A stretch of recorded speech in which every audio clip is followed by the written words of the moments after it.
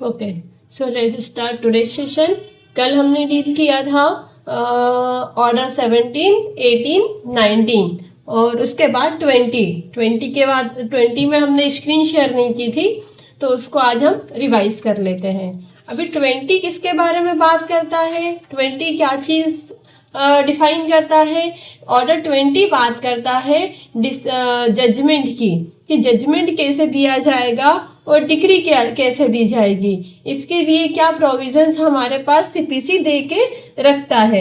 ये दे रखा है जजमेंट में और डिक्री में। फिर अगर जजमेंट दे दिया है तो फिर डिक्री कैसे पास होगी और कौन से सूट में किस तरीके की डिक्री पास होगी। जैसे हमने देखा था प्रिलिमिनरी डिक्री भी पास हो सकती है, फाइनल डिक्री भी पास होती है। तो ये सारी चीज़ें जो है वो ऑर्डर 20 में दे रखी है। अभी ऑर्डर 20 के रूल 1 से 5 के जो नियम है वो जजमेंट से रिलेटेड नियम है, और 6 से 19 तक के जो नियम है वो डिक्री से संबंधित इसमें नियम दे रखे हैं, प्रावधान दे रखे हैं। तो रूल 1 बात करता है कि निर्णय कब सुनाया जाएगा।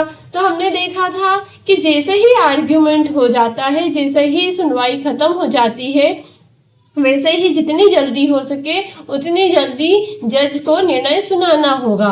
और अगर वो उस समय पर अगर नहीं सुना पाते हैं, जैसे सुनवाई खत्म हो गई उसके बाद अगर नहीं सुना पाते हैं, तो वो उसके निर्णय आने जो सुनवाई खत्म हुई है, फाइनल आर्ग्यूमेंट हो गया है, उसके 30 दिन के अंदर उन्हें निर्णय सुनाना पड़ेगा। और अगर ऐसी कंडीशन में भी वो अगर नहीं सुना पा रहे हैं तो आखिरी टाइम लिमिट है 60 दिन। मतलब एनी हाउ 60 दिन के अंदर तो उन्हें सुनवाई के बाद में जजमेंट सुनाना ही पड़ेगा। रूल 2 बात करता है पूर्ववर्ती निर्णय, कि जो ऐसा निर्णय है जो किसी और जज ने उसको डिसाइड किया है, अभी वो जज क्या है उसको सुना नहीं सकते। हो सकता है इसके पहले ही या तो उनकी मृत्यु हो गई हो, या स्थानांतरण हो गया हो, या ऐसा कोई और रीजन है जिस वजह से, या तो उनका ट्रांसफर हो गया हो, तो इस वजह से वो क्या है उस जजमेंट को सुना नहीं सकते। अभी जजमेंट को सुनाना तो बहुत ज़्यादा ज़रूरी है कि जजमेंट में आया क्या है। तो ऐसी कंडीशन में उस जज ने लिख तो दिया है जजमेंट पर सुनाया नहीं है, तो फिर यहाँ पे जिस भी कोर्ट को वो जजमेंट जो केस रेफर हो रहा है वो उस जजमेंट को सुनाएंगे। 3 बात कर रहा था कि उस पर साइन सिग्नेचर होगी जजमेंट पर।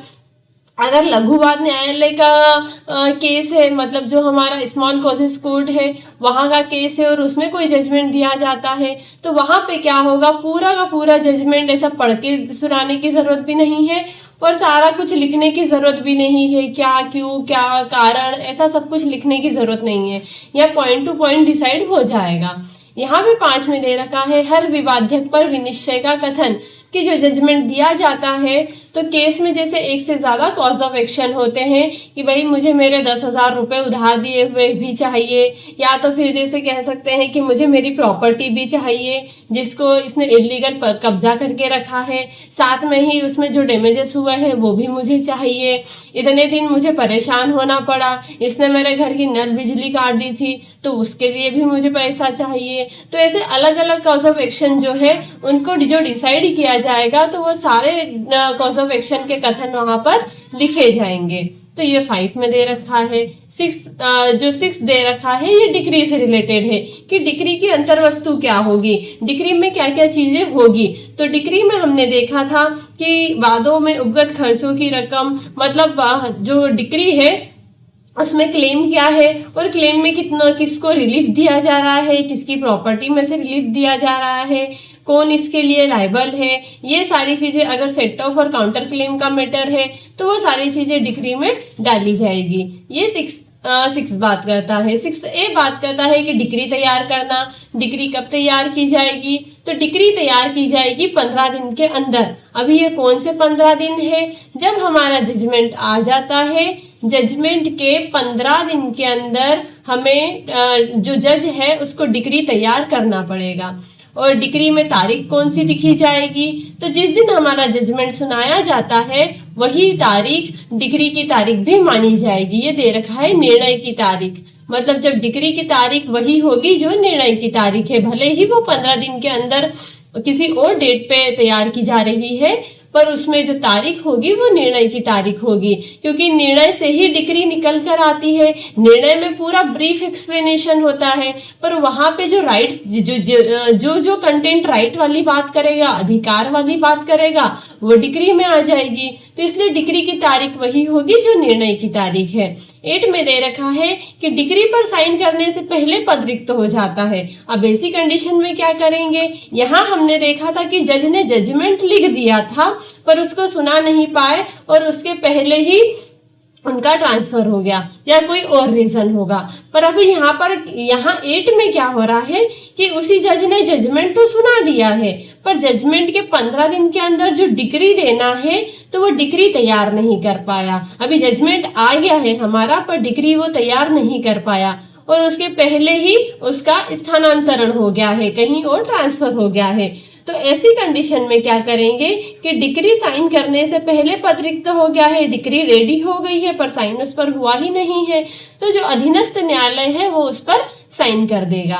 मतलब जैसे देखते हैं ना, कभी सीएम इस्तीफा दे देते हैं तो फिर कुछ टाइम लिमिट के लिए, जब तक इलेक्शन नहीं होते हैं तब तक किसी और को वहां पर अपॉइंट किया जाता है। तो वही बात है कि जब कोई जज है वो पूरी प्रोसेस नहीं कर पाते हैं, केस को अधूरा छोड़ देते हैं किसी रीजन से, या तो स्थानांतरण हो गया हो, मृत्यु हो गई हो, कोई भी रीजन हो सकता है, तो फिर ऐसा तो है नहीं कि अभी वो जज चला गया तो हमारा केस ऐसे ही रह जाएगा कि अभी जज तो है ही नहीं। तो ऐसा नहीं होगा। जैसे हम जाते हैं ना सरकारी कार्यालय में जाते हैं तो वहाँ क्या बोलते हैं, किसी काम के लिए जाते हैं तो कि आज वो सर आए नहीं है, वो सर आएंगे तभी आपका काम होगा। तो ये चीज यहाँ पे अप्लाई नहीं होगी। अभी जज नहीं आएंगे तो क्या हमारा केस पेंडिंग पड़ा रहेगा? ऐसा नहीं होगा। यहाँ पे हमारा जो केस है वो दूसरे जो कोर्ट को रेफर कर दिया जाएगा। ये बात करता है हमारा रूल 8। देन रूल 9 बात करता है, अगर हमारी प्रॉपर्टी, हमारा जो डिस्प्यूट था वो मूवेबल प्रॉपर्टी को, इमूवेबल प्रॉपर्टी को लेकर था, मतलब स्थावर संपत्ति को लेकर। अच्छा ये बताओ कि स्थावर संपत्ति और जंगम संपत्ति में क्या डिफरेंस है? What is the difference between movable property and immovable property? हम इतने टाइम से स्थावर जंगम कर रहे हैं, तभी आप बताओ कि इन दोनों में डिफरेंस क्या होता है? क्या होता है स्थावर और क्या होता है जंगम? मूवेबल प्रॉपर्टी वो होती है जो मूव हो सकती है, सोना चांदी ज्वेलरी, और जो इमूवेबल हो सकती है जैसे प्लॉट और खेत। हाँ ठीक है। तो वही ना, नहीं तो मालूम पड़े कि स्थावर और जंगम ही पता नहीं हो हमें। तो यहाँ पे स्थावर संपत्ति मतलब इमूवेबल प्रॉपर्टी जो है उसको लेकर अगर कोई डिस्प्यूट है, जैसे कि कोई प्रॉपर्टी, कोई हमारी प्लॉट है जिसको एक स्थान से दूसरे स्थान नहीं ले जाया जा सकता, तो वो होती है हमारी स्थावर संपत्ति, मतलब इमूवेबल प्रॉपर्टी। मूव मतलब एक जगह से दूसरी जगह मूव करना। तो ये स्थावर संपत्ति का कोई अगर हमारा केस है तो वहां पर स्पेसिफिक डिस्क्रिप्शन ऑफ प्रॉपर्टी, जिस प्रॉपर्टी को लेकर डिस्प्यूट है तो डिक्री में उसका प्रॉपर डिस्क्रिप्शन लिखा जाएगा। जैसे प्लॉट नंबर क्या है, जमीन की लोकेशन क्या है, खसरा नंबर क्या है, ये सारी चीजें वहां पर लिखी जाएगी। और अगर हमारा मूवेबल प्रॉपर्टी को लेकर डिस्प्यूट है तो ऐसी कंडीशन में amount of money to be paid, कि अगर हमारी, जो मान लो बाइक का हमने एग्जांपल देखा था कि अभी बाइक डिलीवर नहीं हो सकती, अभी इतने साल केस चला तो बाइक की कंडीशन बहुत ज्यादा खराब हो गई। अभी अगर उसको जिसकी बाइक है उसको दे भी दे तो कोई मतलब नहीं है। तो ऐसी कंडीशन में मतलब वो 5 साल तक बाइक के लिए केस लड़ रहा है, और जब बाइक तो उसको मिलती है पर ऐसी कंडीशन में मिलती है कि कोई उसका औचित्य ही नहीं है, मतलब बिल्कुल खराब हो चुकी है। तो ऐसी कंडीशन में क्या लिखा है, डिलीवरी कांट बी हेड, कि अगर डिलीवरी नहीं की जा सकती हो तो ऐसी कंडीशन में उतना फिर अमाउंट दिया जाएगा। फिर दे रखा है 11 में किस्तों में संदाय, कि अगर ए जैसे है 20 से 10 लाख रुपए उधार दिए थे और अभी वो पैसा मांग रहा है, अभी जो जजमेंट डिक्री आई है वो ए के फेवर में आ गई है कि हाँ आपको बी जो है वो 10 लाख रुपए देगा। अभी वो बी जो है वो एक साथ इतना पैसा नहीं दे सकता, तो ऐसी कंडीशन में वो इंस्टॉलमेंट में पैसे भी दे सकता है। अभी कितनी इंस्टॉलमेंट होगी, कितने टाइम में देनी होगी, ये सब कुछ कौन डिसाइड करेगा? ये सब कुछ जज डिसाइड करेंगे। 12 में दे रखा है कब्जा या अंतःकालीन लाभ, मतलब अगर हमें किसी प्रॉपर्टी को लेकर कब्जा चाहिए या तो फिर अंतःकालीन लाभ चाहिए। अंतःकालीन लाभ क्या होता है? पूरी प्रोसीडिंग के चलते चलते बीच में कुछ हमें लाभ चाहिए, जैसे कि हमारे मकान पर किसी ने कब्जा कर लिया है, अभी उसकी ओनरशिप है ही नहीं, ओनरशिप तो हमारी है, तो सबसे लास्ट में डिसाइड होगा कि ओनरशिप हमारी है या नहीं है। खैर है हमारी, पर अभी जज तो उसको डिसाइड करेंगे ना, प्रूफ देखेंगे उसके लिए। पर उसके बीच में जज जो है वो डिक्री पारित कर सकते हैं। कौन सी डिक्री? प्रिलिमिनरी डिक्री, कि आपको कब्जा दिया जाता है, मतलब ऐसा रिलीफ दिया जाता है। और अंतःकालीन लाभ मतलब ऐसे चलते चलते केस चलते चलते बीच में अगर कोई हमें लाभ चाहिए, जैसे कि उसने हमारे घर से बाहर निकाल दिया, हमारे घर की बिजली काट दी, तो फिर हम जज को कहेंगे ना कि अभी हमें इस चीज का रिलीफ चाहिए, हमें रहने के लिए घर तो दीजिए, अभी नल और बिजली तो हमें दीजिए। तो जज जो है अगर हमारा उस पर लीगल पोजीशन है तो ऐसी कंडीशन में जज क्या है? अंतःकालीन लाभ देंगे। और ये अंतःकालीन लाभ कैसे आएंगे? ये प्रिलिमिनरी डिक्री मतलब प्रारंभिक डिक्री में ये सब कुछ डिसाइड होगा। अभी अंतिम डिक्री में तो फाइनल अंतिम सब कुछ लास्ट के राइट्स हमारे पास आ जाएंगे। बाकी बीच बीच में जैसे इंटरिम मेंटेनेंस, अभी परमानेंट एलिमनी तो केस खत्म होगा तब उसको मिलेगी, पर उसके पहले अभी उसको खाने के लिए रहने के लिए खर्चा चाहिए वाइफ को, तो वो बीच में क्या मांगती है? इंटरिम मेंटेनेंस मांगती है। तो यही होता है अंतःकालीन लाभ। फिर है कि अगर हमारा केस प्रशासनवाद से रिलेटेड है, प्रशासनवाद हमने सोचा था कि अगर कोई प्रॉपर्टी है तो प्रॉपर्टी को प्रशासन करना मतलब मैनेज करना, तो किसी प्रॉपर्टी को मैनेज करके प्रॉपर्टी से रिलेटेड कोई हमारा केस है तो वहां पर उसके मैनेजमेंट के लिए डिक्री दी जा सकती है कि अभी प्रॉपर्टी तो डिस्प्यूटेड है, अभी जब उसका आएगा जो जजमेंट आएगा तब आएगा, पर उसके बीच में प्रॉपर्टी को ध्यान रखने की जरूरत है। अभी वो प्रॉपर्टी माइनर की है तो फिर क्या करेंगे? तो 13 में डिक्री पारित की जा सकती है, प्रारंभिक डिक्री या अंतिम डिक्री, दोनों तरीके की डिक्री पारित की जा सकती है कि अभी क्या करना है कि उस जो जमीन है उसका मैनेजमेंट करना है, तो इस चीज के लिए किसी भी व्यक्ति को वो अपॉइंट कर सकती है। फिर सूफावाद था कि अगर फर्स्ट ओनर वाली बात है प्रॉपर्टी में, ये मतलब इतनी ज्यादा जरूरी चीजें नहीं है कि भागीदारी के लिए विघटन कि अगर हम कोई पार्टनरशिप है, तीन दोस्त एक साथ एक कंपनी को चला रहे हैं, अभी वो चाहते हैं कि पार्टनरशिप जो है हमारी वो विघटित हो जाए, मतलब हमारी पार्टनरशिप सब लोग क्या है, हम कंपनी बंद कर रहे हैं और पार्टनरशिप को हम छोड़ रहे हैं। तो अभी विवाद किस चीज को लेकर है? भागीदारी के विघटन के लिए। तो ये जो विघटन का जजमेंट आएगा वो आएगा अंतिम निर्णय में, पर उसके पहले क्या है, जज क्या कर सकते हैं? उनके अनुपातिक अंश घोषित कर सकते हैं प्रारंभिक डिक्री में, मतलब किसका कितना क्या शेयर था और किसको कितना पैसा चाहिए। थोड़ा बहुत पैसा पहले दे सकते हैं, बाकी फिर डिसाइड होगा वो बाद में दे देंगे। तो ऐसी डिग्री प्रारंभिक डिग्री वो डिसाइड कर सकते हैं। कोई अकाउंट से रिलेटेड बात है, जैसे एम्प्लॉय होता है और एम्प्लॉय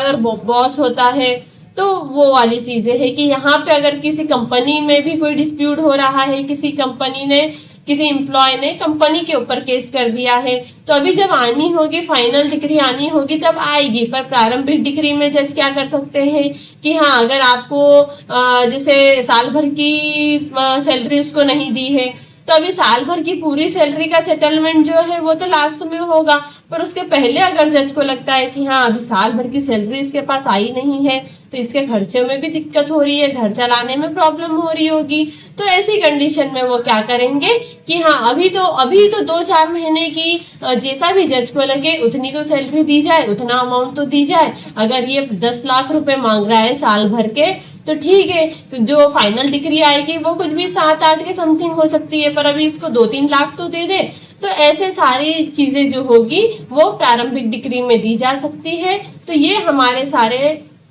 जो प्रावधान थे ये थे हमारे निर्णय और डिक्री को लेकर। इसमें कुछ बचा तो नहीं है। 19 में दे रखा है कि अगर सेट ऑफ और काउंटर क्लेम वाला मैटर है तो वहां पे भी डिक्री में लिखा जाएगा कि सेट ऑफ किया जा रहा है या काउंटर क्लेम किया जा रहा है। ये चीज हमने डिटेल में देख ली थी कि क्या होता है।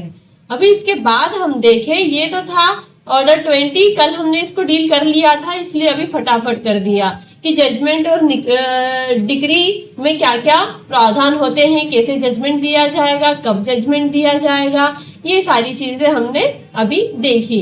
अभी ऑर्डर 20 के बाद में है ऑर्डर 20A। अभी निकाल लो अब आपका बेयर एक्ट।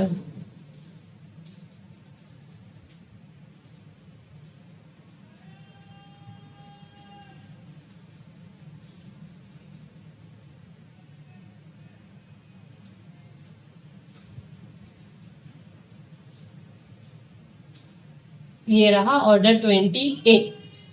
अभी 20A क्या बात करता है? ऑर्डर 20A बात करता है, ये यहाँ पे लास्ट वाला ये रूल रह गया था कि अगर निर्णय और डिक्री दी जाती है तो उस कंडीशन में क्या होगा कि दोनों पक्षकारों को उनकी प्रतियां दी जाएगी। ये दे रखा है, प्रमाणित प्रतियां पक्षकारों को न्यायालय के आवेदन पर दी जाएगी।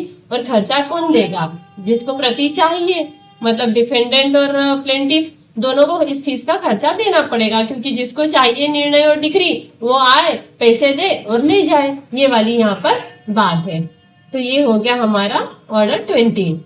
अभी ऑर्डर 20A जो है वो खर्चे के बारे में बात करता है, कॉस्ट के बारे में बात करता है कि ये जो पूरा मैटर हमारा चल रहा है, मतलब खर्चे की, कि स्पेशली जो होता है जैसे लिटिगेशन चल रहा है, हमारा पूरा जो वाद चल रहा है, केस चल रहा है, तो वहां पर हमें एक्चुअल कॉस्ट कितनी आई, मतलब प्रॉपर खर्चा हमें कितना आया, तो उसकी रिकवरी के बारे में ये 20A बात करता है।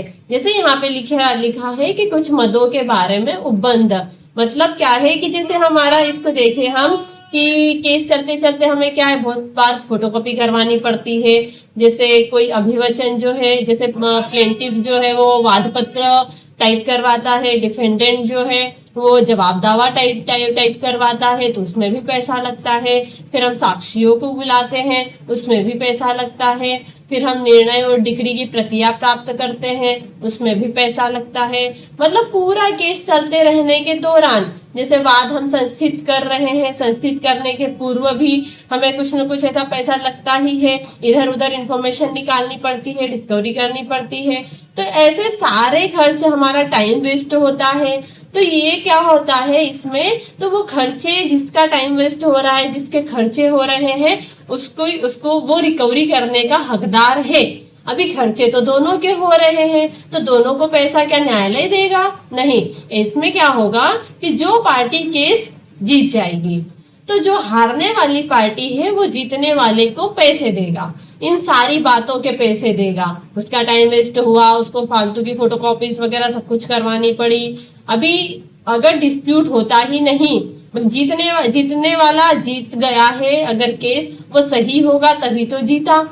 तो यहाँ पर जैसे प्रॉपर्टी का डिस्प्यूट है, अभी जो हार गया है उस, जैसे प्लेंटिफ और डिफेंडेंट है, अभी प्लेंटिफ ने डिफेंडेंट ने इलीगल कब्जा करके रखा था घर पे, इसलिए प्लेंटिफ को वाद दायर करना पड़ा। अगर वो इलीगल कब्जा करता ही नहीं तो वाद दायर करना पड़ता क्या? ये फालतू के ये अभिवचन ये सब कुछ शौक से तो कोर्ट नहीं जाता और टाइप नहीं करवाता। अभी डिफेंडेंट ने इलीगल कब्जा करके रखा है, इसीलिए प्लेंटिफ को इतनी माथापच्ची करनी पड़ रही है, क्योंकि उसको तो उसका वापस कब्जा चाहिए ना, जमीन उसकी है तो उसको तो उसका लीगल कब्जा चाहिए। तो ये बात यही दे रखी है कि अगर जो पक्षकार जीत जाता है उसको हारने वाला पैसे देगा, सारे उसके खर्चे देगा, क्योंकि उसका कितना सारा टाइम वेस्ट हो गया है। तो ऐसी कंडीशन में ये पूरा बात करता है 20A खर्चों के बारे में। और ये खर्चे कैसे दिए जाएंगे, तो ये जैसे न्यायालय जो हाईकोर्ट है, हाईकोर्ट इस चीज के लिए जैसे भी नियम बनाए वैसा खर्चा दिया जाएगा, उस हिसाब से खर्चा दिया जाएगा। तो ये था हमारा 20A का रूल 1। इसमें ज्यादा रूल है ही नहीं। और 2 बात करता है कि हाई कोर्ट इसमें जो भी डिसाइड करे वो। तो ये जो था हमारे ऑर्डर थे, जो ऑर्डर 20A जो है ये खर्चे की बात करता है। अभी कुछ ऐसे सेक्शंस भी है जो खर्चे की बात करते हैं कि कहाँ कितनी कॉस्ट देनी पड़ेगी, कौन देगा, अगर जीत गया है वो उसको ऐसी क्या कंडीशन है जहां जीतने वाली पार्टी को भी खर्चा देना पड़ सकता है, या उसको जितना खर्चा चाहिए हारने वाली पार्टी से तो उसको उतना खर्चा ना दिया जाकर कम खर्चा दिया जाएगा। तो ऐसे कंडीशन भी हो सकती है। तो वो कंडीशन क्या हो सकती है इसको हम देखेंगे। तो ये दे रखा है हमारे सेक्शंस में। सबसे पहले निकालेंगे हम सेक्शन 33।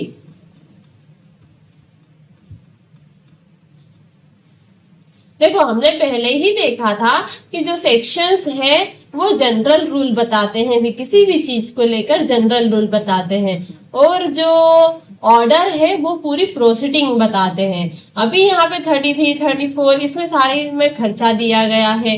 और हमने अभी जो 20A पढ़ा उसमें देखा कि खर्चा कौन देगा, कितना देगा, ये चीजें हैं। तो वहां पर प्रोसीडिंग दे रखी है।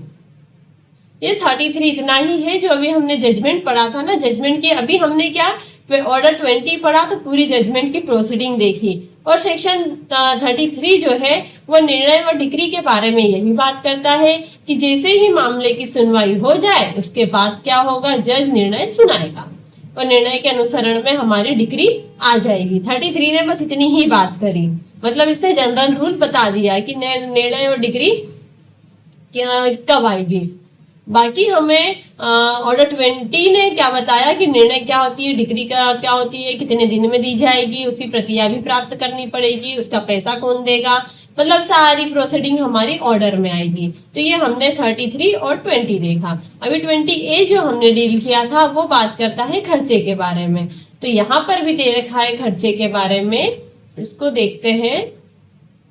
यहाँ पे दे रखा है ब्याज के बारे में। ये 33 पहले देखेंगे तो उसके बाद हमको 35 भी समझ में आ जाएगा। तो ये ब्याज के बारे में दे रखा है, जैसे कि ये ब्याज ये 3 स्टेज में लिया जा सकता है। मतलब 3 स्टेज ऐसी होती है, जैसे कि अभी A ने B को 10 लाख रुपए दे दिए हैं, ये दोस्त है दे दिए, अभी वो रिटर्न नहीं कर रहा है। तो जब उसने ऐसा डिसाइड हुआ था कि आज मैं पैसे दे रहा हूँ, 15 दिन बाद तू मुझे मेरे पैसे रिटर्न कर देना। अभी 15 दिन बाद वो नहीं करता है, फिर और टाइम लिमिट दे देता है कि चल यार ठीक है अभी तेरे पास नहीं है तो तू और मैं 15 दिन देता हूँ उसमें दे देना। ऐसे वो 2-3 बार उसको मौके देता है कि अब दे दे अब दे दे, पर वो नहीं दे रहा है। और लास्ट में वो हाथ ऊंचे कर देता है कि मेरे पास तो पेमेंट नहीं है, मैं नहीं दे सकता। तो जिस टाइम पर वो हाथ ऊंचे कर देता है, जिस दिन वो ऐसा करता है, उस वक्त क्या है, वहां से कॉज ऑफ एक्शन हमारा अराइज हो जाता है केस दायर करने का। फिर प्लेंटिफ क्या करेगा, अभी ये पैसे नहीं दे रहा है तो मुझे कहाँ जाना है, मुझे जाना है कोर्ट। तो जहां पे कॉज ऑफ एक्शन अराइज होता है वहां से लेकर जब वो प्लेंटिफ वादी जो है वो केस दायर करता है, अभी हाथ ऊंचे कर दिए तो अब वो कोर्ट के पास जाएगा। तो जिस दिन उसने बोल दिया कि मैं पैसे नहीं दे पाऊंगा, उस दिन से लेकर जब वो बात दायर कर रहा है, एक तो ये हो गई, एक ये टाइम लिमिट हो गई, वहां तक का जो ब्याज है वो। दूसरा है यहाँ दे रखा है कि मूल राशि पर वाद संस्थित किए जाने से पूर्व, मतलब जो हम वाद जो है वो संस्थित करने से पहले, केस वाद दायर करने से पहले की अवधि यहाँ पर दे रखी है कि जब कॉज ऑफ एक्शन अराइज हुआ वहां से लेकर सूट इंस्टीट्यूट कर रहे हैं वहां तक की लिमिट, एक लिमिट वो हो गई। फिर जब हम वाद दायर कर देते हैं वहां से लेकर जिस दिन तक हमारा जजमेंट आता है, डिक्री आती है, वहां तक की एक टाइम लिमिट, पूरी प्रोसीडिंग चली वाद दायर करने से लेकर डिक्री तक की। तो एक वो हो गया। और एक तीसरा होता है कि जिस दिन डिक्री आ गई, डिक्री आने से लेकर एग्जीक्यूशन तक उसका निष्पादन होगा। अभी 10 लाख रुपए वो कैश नहीं दे सकता, तो कोर्ट क्या करेगी, उसकी प्रॉपर्टी से दिलवाएगी, तो उसका पूरा एग्जीक्यूशन प्रोसेस चलेगा। तो ये 3 कंडीशन है जहां पर ब्याज लिया जा सकता है। एक तो जहाँ पे वाद हेतु अराइज हुआ, मतलब कॉज ऑफ एक्शन अराइज हुआ, वहां से लेकर केस दायर करने तक। दूसरा हो गया केस दायर करने से डिक्री आने तक। और तीसरा हो गया कि डिक्री आ गई है तो डिक्री से लेकर डिक्री के निष्पादन तक कि हाँ अब फाइनली पैसा मिल गया है। तो 3 कंडीशन होगी जहां पर कोर्ट जो है वो ब्याज इंपोज कर सकती है। किसके ऊपर करेगी, जिसने पेमेंट लेके रखा है। तो ये कितना होगा, डिक्री की तारीख से संदाय की तारीख तक, मतलब वही बात हो गई कि डिक्री जिस दिन आई उस दिन से लेकर एग्जीक्यूशन की तारीख तक। ऐसी पूर्ववर्ती तारीख तक जो न्यायालय ठीक समझे वो कितना होगा, 6% तक ब्याज लगाया जा सकता है। अभी 6% तक कब लगाया जाएगा, जब शुरुआत से लेकर आखिरी तक 6% का ब्याज लग सकता है। पर अगर कोर्ट को अगर उसने पेमेंट दे दिया है, डिक्री आने तक, डिक्री आ गई है वहां तक अगर उसने पेमेंट दे दिया है, तो ऐसी कंडीशन में फिर ये ब्याज नहीं लिया जाएगा। तो ये ब्याज के बारे में बात करता है। जैसे कि सूट की तारीख से लेकर डिक्री की तारीख तक कोर्ट क्या कर सकती है, तय कर सकती है कि कितने प्रतिशत ब्याज देना है। अभी इतने टाइम से उसने नहीं दिया है पैसा, तो अभी ब्याज तो उसका लेगा ना। अभी वो 10 लाख रुपए कहीं और इन्वेस्ट कर देता तो उसको वहां पे उसका प्रॉफिट मिल जाता, कहीं प्रॉपर्टी में इन्वेस्ट कर देता तो उसको प्रॉफिट मिल जाता। अभी तो उसने उसके दोस्त को 10 लाख दे दिए हैं और ऊपर से केस भी लड़ रहा है, टाइम वेस्ट भी हो रहा है। तो ऐसी कंडीशन में कोर्ट डिसाइड करेंगे कि इसको ब्याज कब से कब तक का देना है। तो कोर्ट चाहे तो जिस दिन वाद दायर किया वहां से लेकर डिक्री आने की तारीख तक वो ब्याज उस पर मतलब इम्पोज कर सकते हैं। फिर अगर डिक्री की तारीख आ गई है पर भुगतान की तारीख है, मतलब अभी डिक्री आ गई है फिर भी वो पेमेंट नहीं दे रहा है, मतलब भुगतान नहीं कर रहा है, तो जिस दिन भुगतान करेगा, मतलब डिक्री तो आ गई है कि पेमेंट देना है फिर भी वो डिले कर रहा है, तो डिक्री की तारीख से भुगतान की तारीख तक वापस उसके ऊपर 6% का इंटरेस्ट लगाकर ब्याज लिया जा सकता है। तो और अगर कोई वाणिज्यिक विवाद है, मतलब कमर्शियल अगर मैटर है, तो यहाँ पर क्या है, यहाँ पर 12% तक का इंटरेस्ट लगाया जा सकता है। ये दे रखा है हमारा सेक्शन 34 में। जैसे ये दे रखा है कि स्पष्टीकरण में कि इस उपधारा में राष्ट्रीयकृत बैंक से बैंककारी कंपनी, मतलब बैंक से जो हम लोन लेते हैं अभी हम नहीं चुका रहे हैं, हमको टाइम लिमिट मिला फिर भी नहीं दे रहे हैं, तो ऐसी कंडीशन में बैंक क्या करेगा, हम पर 6% का ब्याज लगा सकता है। तो ये दे रखा है हमारे पास रूल 1 में ब्याज को लेकर चीजें। क्योंकि ऐसे ब्याज नहीं लगाएगा तो व्यक्ति क्या करेगा, डिक्री आने के बाद भी पेमेंट नहीं करेगा, दूंगा दूंगा दूंगा यही करते रहेगा। पर जब ये रहेगा एक लोड रहेगा कि अगर मैं नहीं दूंगा तो मेरे ऊपर 6% का ब्याज लगेगा, और 6% का ब्याज बहुत होता है। तो यही यहाँ पे है कि ताकि क्या हो कि जो पेमेंट जिसको देना हो वो डिले ना करे, उसको थोड़ा सा डर रहे कि मैं अगर नहीं दूंगा कि तो मुझ पर ब्याज लगते ही जाएगा। तो ये बात करता है हमारा 34। 35 बात करता है खर्चे के बारे में। तो 35 जो है कि हर मुकदमे जो होते हैं, जो भी केस होते हैं, उनके खर्चे जो है कौन देगा, कितना देगा, ये दे रखा है यहाँ पर। क्या पक्षकार, एक पक्षकार द्वारा अन्य पक्षकार को संदेह है, मतलब एक जो खर्चे हैं वो एक पक्षकार ने दूसरे पक्षकार को देना चाहिए क्या, मतलब वो देने के लिए लायबल है क्या, उन खर्चों की मात्रा कितनी होगी, उनका संदाय, मतलब वो खर्चे जो है वो कब किए जाएंगे, ये सारी बातें जो है वो न्यायालय के विवेकाधिकार पे है। ये सब कोर्ट डिसाइड करेगा कि कब किसको कितना देना है। फिर दे रखा है कि साक्ष्यों की स्पष्टीकरण। यहाँ पर स्पष्टीकरण खर्चे मतलब क्या, खर्चे में क्या क्या आएगा, तो साक्ष्यों की उपगत फीस और व्यय, कि जो साक्षी आ रहे हैं, विटनेस जो आ रहे हैं साक्ष्य देने के लिए, तो उनकी फीस आएगी, उनके उपगत फीस और व्यय आएंगे कि वो जब आता है जाता है उसका टाइम वेस्ट होता है, तो उसके जो खर्चे होते हैं, उसका जो बस किराया लगता है फ्लाइट से आ रहा है तो फ्लाइट का किराया लग रहा है, तो वो सारी चीजें भी इन खर्चों में काउंट की जाएगी। देन दे रखा है हमें खर्चे में और क्या इंक्लूड होगा, तो उपगत विधिक फीस और उपव्यय, मतलब जो केस लड़ते लड़ते जो खर्चे हो रहे हैं, कार्रवाई के संबंध में जो खर्चे हो रहे हैं, तो जैसे एडवोकेट को पैसे देना, उसके कोई खर्चे, उसका चाय पानी, उपगत विधिक फीस, बीच में हम स्टाम्प ड्यूटी उस पर लगाते हैं, तो वो सारे खर्चे मतलब कहीं ना कहीं शुरुआत से लेकर आखिरी तक जो भी खर्चे हो रहे हैं उन सबको खर्चे में इंक्लूड किया जाएगा। और खर्चे देगा कौन, तो खर्चे का संदाय का आदेश करने का विनिश्चय कोर्ट करता है। और साधारण नियम यह है कि जो असफल पक्षकार होता है, जो पक्षकार क्या है, हार गया है, वो सफल पक्षकार को पेमेंट देगा, खर्चों का संदाय करेगा, क्योंकि फालतू ही उसका तो पैसा गया है, उसका तो हक था उस बाद में, तभी वो जीता है, और उसको फालतू पैसा देना पड़ रहा है, हर जगह उसने उसका पैसा खर्च किया।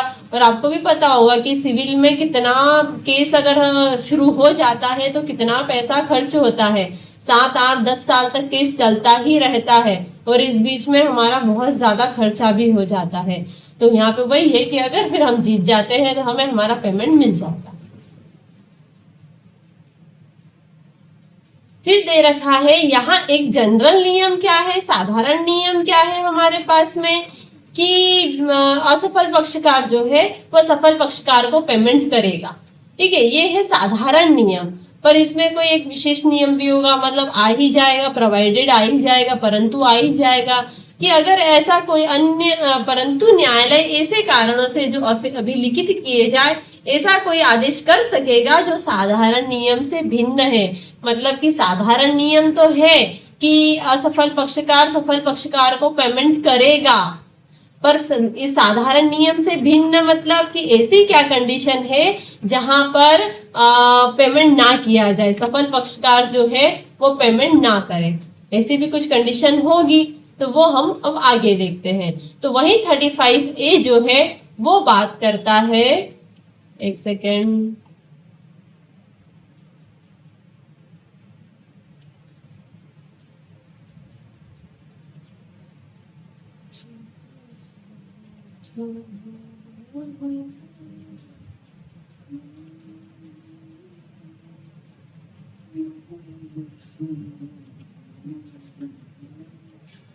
हाँ, तो 35A जो है वो बात करता है कि मिथ्या या तंग करने वाले दावों या प्रतिरक्षाओं के लिए प्रतिकारात्मक खर्चे, मतलब जो भी पार्टी जो है, जैसे प्लेंटिफ है, अभी वो सफल जरूर हो गया है, पर उसके दावे जो थे बीच बीच में कैसे थे, तंग करने वाले थे।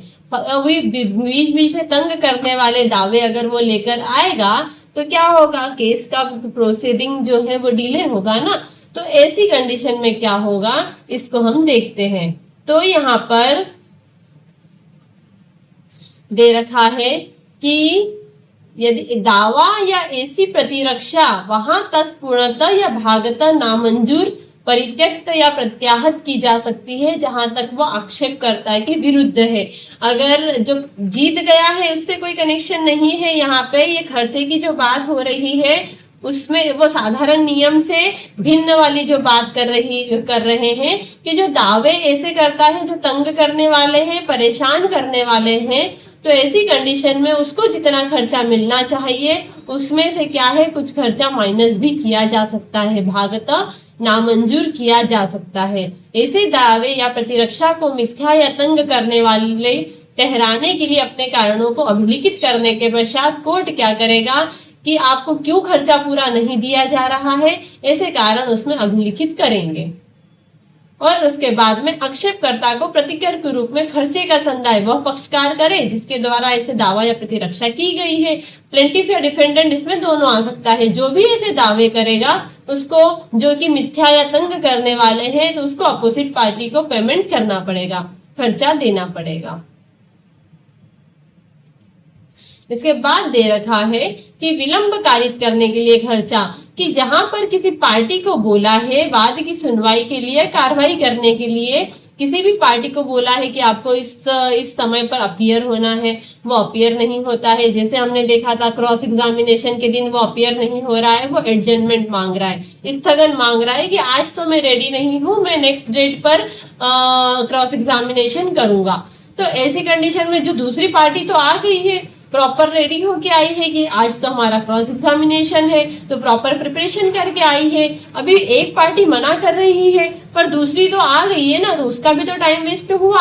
तो टाइम वेस्ट होने के साथ साथ स्थगन किया जा रहा है। तो स्थगन करने के लिए क्या होगा, मतलब विलंब होगा। तो अभी विलंब होगा तो जो पार्टी ऐसा विलंब कर रही है, ऐसी देरी कर रही है, वो पार्टी खर्चा देगी दूसरी पार्टी को। तो यहाँ यही दे रखा है कि जिस तारीख को आना था, जिस तारीख को जो काम करना था, जो कार्य अपेक्षित था, वो न करते हुए वो असफल हो जाता है, या तो आता नहीं है, आता है तो मना कर रहा है कि मैं आज इस काम के लिए रेडी नहीं हूँ, जैसे साक्ष्य देने के लिए रेडी नहीं हूँ। कोई डॉक्यूमेंट पेश करने के लिए बोला तो वो बोलता है कि अभी मैं आज डॉक्यूमेंट पेश नहीं करता, मुझे नेक्स्ट डेट दे दी जाए।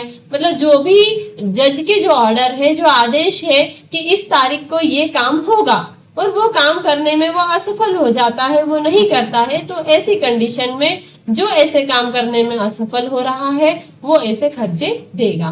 किसको देगा, जो ऐसे काम करने में असफल नहीं होता है, मतलब जिसने कर दिए हैं उसको खर्चा देगा। अभी जो फेल हो रहा है ये सब काम करने में, तो पास होने वाले को वो खर्चा देगा, पैसा देगा। ये दे रखी है हमारी सारे खर्चे की बातें। इसके बाद हम देखें 34 हो गया, 35 हो गया, 35A और B भी हो गया। इसके बाद आप निकालो ऑर्डर 22। देखो 21 जो है वो एग्जीक्यूशन की बात करता है। अभी हमने 20 में देखा कि जजमेंट आ गया है, निर्णय आ गया है और डिक्री भी आ गई है। अभी डिक्री का निष्पादन करना है हमें, मतलब एग्जीक्यूशन करना है। अगर हमें वादी को प्रतिवादी से उसके उधार दिए हुए पैसे लेना है, कोई भी हो सकता है, या प्रतिवादी को वादी से लेना है, कोई भी हो सकता है, जो भी डिक्री आई हो, तो अभी पैसे लेना है तो 10 लाख रुपए लेना है। तो ऐसी कंडीशन में वो 10 लाख वो बोलता है मेरे पास केस नहीं है, या जो भी कंडीशन हो, अभी उसका निष्पादन करना है, मतलब एग्जीक्यूशन, डिक्री का एग्जीक्यूशन करना है। आपको राइट मिला है कि आप 10 लाख लेने के हकदार हो, तो अभी वो 10 लाख कैसे दिलवाए जाएंगे, ये सारी बातें निष्पादन में दे रखी है, एग्जीक्यूशन में दे रखी है कि वो कब पेमेंट जो है वो कैश देगा, या प्रॉपर्टी वो नहीं दे सकता तो उसकी प्रॉपर्टी को अटैच करनी पड़ेगी। ये सारी बातें जो है वो निष्पादन में दे रखी है। तो निष्पादन में जो सेक्शन है वो बात करते हैं 36 से लेकर 77 तक के सारे जो एग्जाम्पल है, सॉरी सेक्शन है, वो एग्जीक्यूशन को लेकर बात करते हैं। वहीं अगर हम देखें ऑर्डर 21 जो है वो भी एग्जीक्यूशन को लेकर बात करता है। अगर आप ने कभी देखा हो तो पूरी सीपीसी में सबसे बड़ा ऑर्डर और सबसे कॉम्प्लिकेटेड ऑर्डर जो है वो है ऑर्डर 21। मतलब इसको पढ़ने में पसीने आ जाते हैं, इतना बड़ा भी है और इतना थोड़ा सा, मतलब उसको अच्छे से पढ़ेंगे, अच्छे से डील करेंगे तो खैर कॉम्प्लिकेटेड नहीं रहेगा, पर है थोड़ा, पूरी सीपीसी के कंपैरिजन में थोड़ा सा है। तो हम एक काम करेंगे, ऑर्डर 20, अभी टाइम हमारे पास कम पड़ेगा, इसको लग जाएंगे 3-4 दिन ऑर्डर 21 को ही। तो इसमें मेन जो बातें हैं, जहां से क्वेश्चन निकल के आ रहे हैं, वो चीजें हम डील कर लेंगे। पर अभी देख लेते हैं 22। अभी जो 22 है, 23 है, 24 है, ये आपके सिलेबस में नहीं है। ये सिलेबस में है पर जो क्वेश्चंस आने जैसे हैं उस क्वेश्चंस में नहीं है कि वो 22, 23, 24 से कोई क्वेश्चन नहीं आएगा। फिर भी हम फटाफट, अभी 15 मिनट बचे हैं तो उनको देख लेते हैं। पता होना चाहिए ना कि उसमें लिखा क्या गया है, तो उसको हम देख लेते हैं।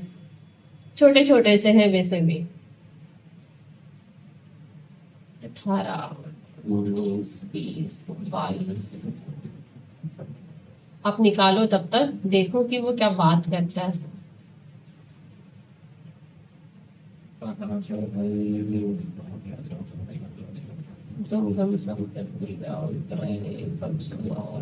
ये आ गया। ये हमने देखा था इंटरिम ऑर्डर देखे थे हमने। मेन जो हमारा रोड मैप चल रहा था तो वो तो हमने अभी तक कवर कर लिया। वो जो मेन रोड मैप था उसको एक बार मैं रिवाइज कर लेती हूँ। हमने देखा था ऑर्डर 1 देखा था, पार्टीज के बारे में बात करता था। फिर ऑर्डर 2 जो है वो cause of action suit framing की बात कर रहा है। फिर 4 जो है वो सूट इंस्टीट्यूट की बात कर रहा है कि हमें सूट इंस्टीट्यूट कैसे करना है। फिर 5 बात कर रहा था कि अभी सूट इंस्टीट्यूट हो गया है, जहां जाना है, जिस कोर्ट में जाना है वहां हम चले गए हैं। अभी हमने वहां पे हमारा सूट इंस्टीट्यूट कर दिया है, वाद दायर कर दिया है। इसके बाद में हम क्या करेंगे, अभी हमारा वाद दायर हुआ है प्रतिवादी के विरुद्ध, तो प्रतिवादी को बुलाना जरूरी है। तो इसके लिए प्रतिवादी को इन्विटेशन देंगे, मतलब कहेंगे उसको, हम समन भेजेंगे कि हमने आपके खिलाफ वाद दायर किया है, अब आप भी कोर्ट में आ जाइए। तो हम 5 में समन भेजेंगे।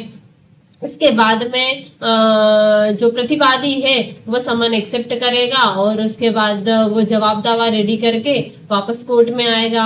तो वो जवाब दावा ऑर्डर 8 में रेडी करेगा। इसके बाद में था वो आ गया है, अभी दोनों पार्टीज आ गई है तो इनका ओरल एग्जामिनेशन होगा। कोर्ट देखेगा कि क्या परेशानी है, रियल कंट्रोवर्सी क्या है, रियल क्वेश्चन ऑफ कंट्रोवर्सी क्या है, मुद्दा क्या है। तो ऐसी कंडीशन में उनका ओरल एग्जामिनेशन होगा। वो हमने देखा था ऑर्डर 10, 11, 12, 13 में।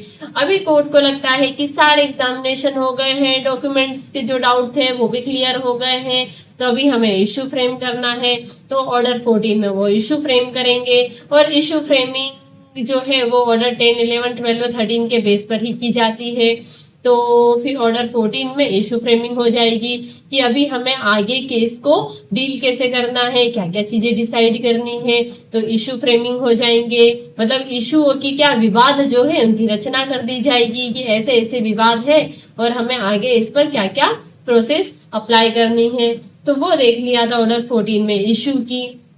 ऑर्डर 14 के बाद में आ गया इशू फ्रेमिंग हो गई है और उसके बाद में क्या है, साक्षियों की परीक्षा शुरू हो जाती है। इस बीच में अगर हम ऐसा चाहते हैं कि किसी डेट पर हम प्रेजेंट नहीं हो पा रहे हैं तो कोर्ट से हम एडजमेंट मांग रहे हैं कि आज हमारा जिस भी चीज के लिए मैटर लगा है तो हम नहीं आ पाएंगे, जबकि हमें आना जरूरी है पर हम नहीं आ पाएंगे। तो हम एडजमेंट मांग रहे हैं कि हमें नेक्स्ट डेट दी जाए।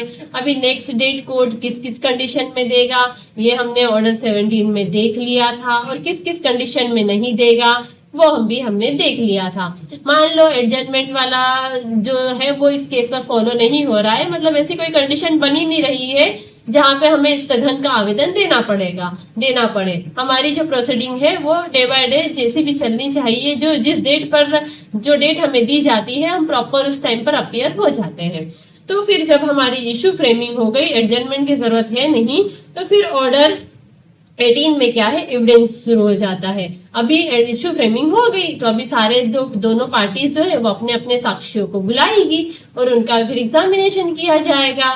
तो फिर ऑर्डर 18 में एविडेंस चलेंगे और एविडेंस चलते एक दिन ऐसा आएगा कि फाइनल हो जाएगा कि हाँ अब सारे साक्षियों के एविडेंस ले लिए गए हैं, सारे डॉक्यूमेंट जो पेश करना था वो भी सब हो गए हैं, सारे डाउट क्लियर हो गए हैं।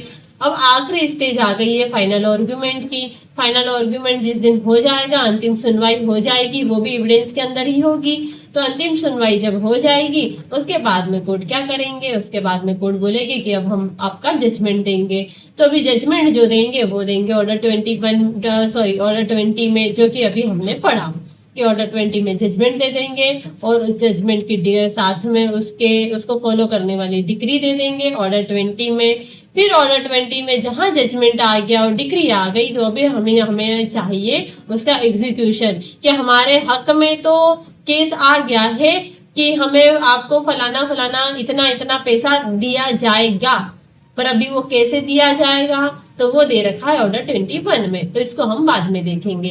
अभी ये सारी प्रोसीडिंग चलते बीच में बहुत सारी चीजें आएगी। जैसे पार्टी जरूरी नहीं है कि नॉर्मल जो पर्सन होता है, सामान्य इंसान जो है वही पार्टी हो। कभी क्या होगा, पार्टी माइनर इंसान हो सकता है, कभी पार्टी रिकॉग्नाइज एजेंट हो सकता है, कभी स्टेट हो सकता है, फर्म हो सकता है, कंपनी हो सकती है, अलग अलग पार्टीज हो सकती है। तो जो पार्टीज जो है, जो ऑर्डर 1 वाली पार्टी हमने देखी थी, तो अगर दूसरी पार्टीज आती है तो ऑर्डर 1 को वो रिप्लेस कर देगी और वहां पर वो वाला ऑर्डर आ जाएगा। जैसे मान लो कंपनी को लेकर है तो ऑर्डर 29 कंपनी आ जाएगा और उसके बाद ऑर्डर 2 फिर से शुरू हो जाएगा, कॉज ऑफ एक्शन, पूरी प्रोसीडिंग वही चलेगी। और ऑर्डर 1 में जो पार्टीज दे रखा है वहां पे जिस भी पार्टी से रिलेटेड वो वाद होगा, माइनर से रिलेटेड वाद होगा, तो वो ऑर्डर अप्लाई हो जाएगा। क्योंकि हर किसी के लिए थोड़ी सी मतलब प्रोसीडिंग सेम है पर थोड़ा थोड़ा सा कुछ डिफरेंस वहां पर दे रखा है कि कंपनी है तो क्या, सोल्जर है तो क्या। ऐसी कंडीशन में कि अभी सोल्जर के खिलाफ अगर है तो मान लो फिर वो नहीं आ पा रहा है, उसकी अपीयरेंस नहीं हो रही है, तो ऐसा थोड़ी ना है कि उसके खिलाफ भी एक्सपार्टी ऑर्डर हो जाएगा। अभी सामान्य इंसान आ सकता है, अभी सोल्जर नहीं भी आ सकता हो, कुछ कंडीशन ऐसी उसके पास फंस रही हो कि वो नहीं आ सकता हो। तो यहाँ पे पार्टीज जो है वो हमारी चेंज होती रहेगी। तो पार्टीज को तो हम बाद में देखेंगे, पर इसके साथ साथ बीच में इंटरिम ऑर्डर क्या क्या चीजें लगती है कि अभी केस पूरा चल रहा है, अभी पता चला कि बीच में जो वादी है जिसने प्रतिवादी के खिलाफ केस किया या प्रतिवादी जो है, तो दोनों में से कोई मर गया, अब क्या करेंगे, अभी केस खत्म हो जाएगा या कंटिन्यू रहेगा, ये कंडीशन बनेगी। तो ये हमने देखा था कि बीच बीच में जिन ऑर्डर्स की जरूरत पड़ रही है वो थे हमारे इंटरिम ऑर्डर। ये जो अभी तक जो समझा ये तो हमारी मेन ऑर्डर्स थे, मेन रोड मैप था कि इस फुट स्टेप पर इस रास्ते पर हमें चलना है। खरगोन से इंदौर जाना है तो बीच बीच में क्या क्या गांव आएंगे, किन किन चीजों को, किन किन गांव को हमें पार करना पड़ेगा, तो ये हमारा रोड मैप है। तो यही हमने अभी तक में, शुरुआत से अभी तक में ये रोड मैप डील कर लिया है। अभी बीच बीच में किसकी जरूरत पड़ती है, मान लो कभी डेथ हो गई तो, या तो फिर केस ही वादी जो है प्रतिवादी के खिलाफ केस दायर किया पर वादी अपना केस वापस ले ले, तो फिर क्या होगा, फिर इतनी सारी समन भेजना, साक्षियों की परीक्षा होना और ओरल एग्जामिनेशन होगा, ये सारी चीजें थोड़ी ना होगी।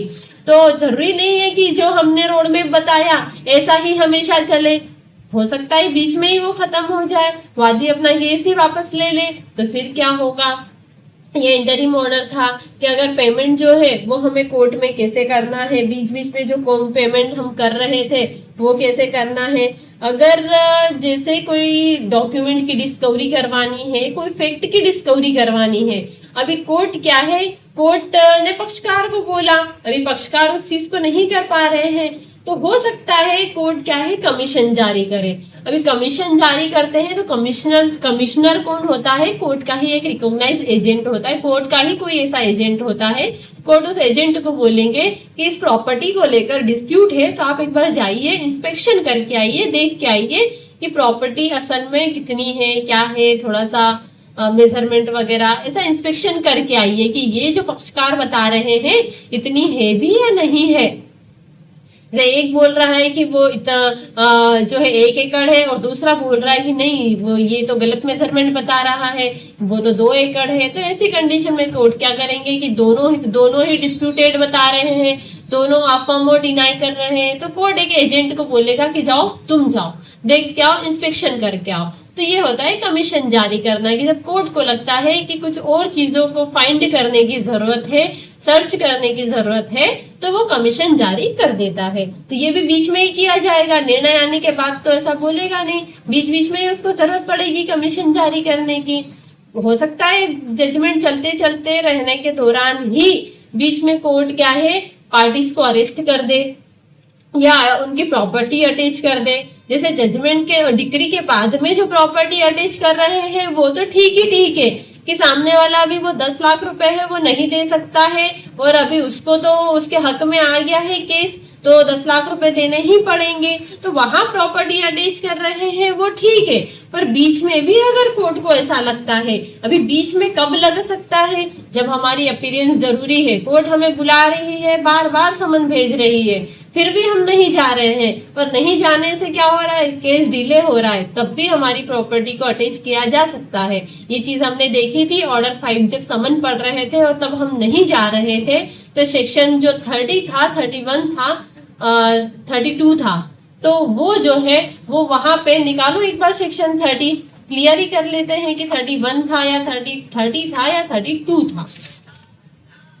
32 था व्यतिक्रम के लिए सस्ती, कि जब हमें समन भेजा जा रहा है तो हम नहीं जा रहे हैं तो कोर्ट क्या करेगा, समन दिया, हम अपीयर नहीं हो रहे तो वारंट निकाल देगा, वारंट पे भी नहीं जा रहे हैं तो फिर क्या करेंगे, वो हमारी संपत्ति को अटैच कर सकते हैं और नहीं साथ ही साल उसका वो विक्रय भी कर सकते हैं, मतलब बेच भी सकते हैं। तो ये सारी चीजें अभी नहीं जा रहे हैं तो बीच में ही बेचना और विक्रय होना हो रहा है ना, तो ये भी एक इंटरिम ऑर्डर माना जाएगा। तो इसमें ही अभी हम